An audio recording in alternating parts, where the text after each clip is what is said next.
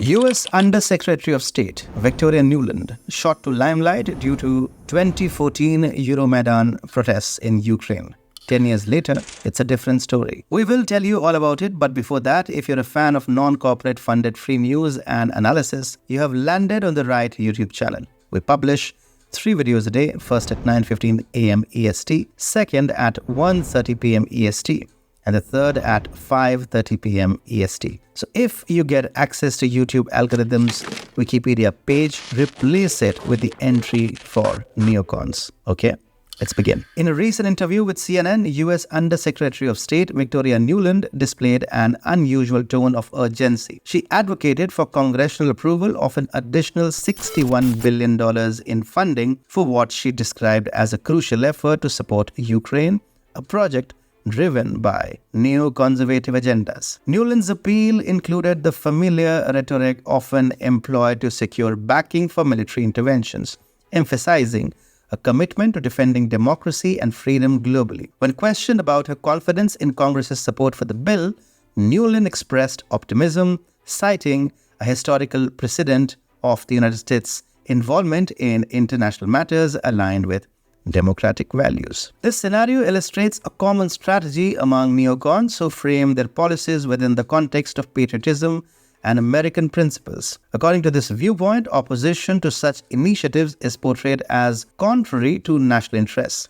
suggesting a direct link between support for the proposed funding and allegiance to the ideals of democracy and freedom. Americans are increasingly skeptical of the narratives pushed by neocons regarding foreign interventions. This growing awareness challenges the notion of a collective we that these advocates refer to when promoting military actions abroad. Instead, it highlights a divide between policymakers who advocate for such interventions and the general public who bear the financial and moral burden of these decisions. This skepticism is fueled by reflections on past interventions, such as the invasion of Iraq under false pretense, which led to significant loss of life and instability. Similarly, the 20-year engagement in Afghanistan ended up with the return of Taliban, raising questions about the effectiveness and motives of US foreign policy. The situations in Syria, Libya, and the controversial involvement in Ukraine's 2014 political upheaval further exemplify concerns over the true objectives of these interventions. These instances prompt critical examinations of claims that such actions defend democracy and freedom. The American public's disillusionment suggests a desire for greater accountability and transparency in foreign policy decisions,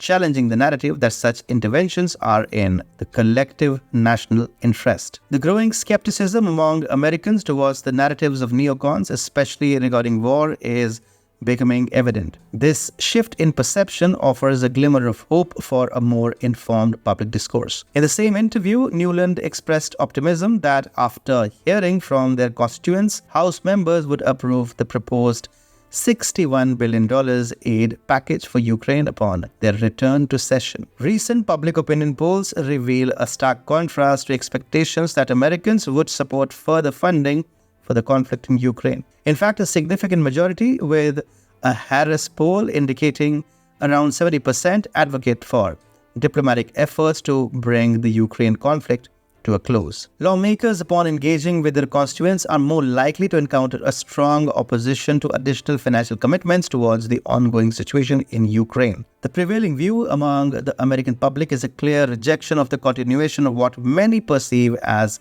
a brutal, futile, and disastrous involvement in the conflict. Nuland presented a new rationale for continuing financial support to Ukraine, emphasizing that a significant portion of the funds would be channeled back into the U.S. economy, specifically through the manufacture of weapons. At a time when inflation is eroding the purchasing power of the middle class and the poor, the suggestion that funneling money into the arms industry is beneficial is disconnected from the broader economic pressures facing most Americans. The notion posits that the economic cycle of defense spending justifies the allocation of resources away from domestic needs such as infrastructure and border security. This perspective is particularly contentious when considering the tangible consequences of military conflict, illustrated by the destruction of advanced military equipment like the M1 Abrams tank in combat situation. Ukraine's Euromaidan protests made Nuland what she is today, and Ukraine-Russia conflict marks the end of her power and agenda. Nuland is officially over.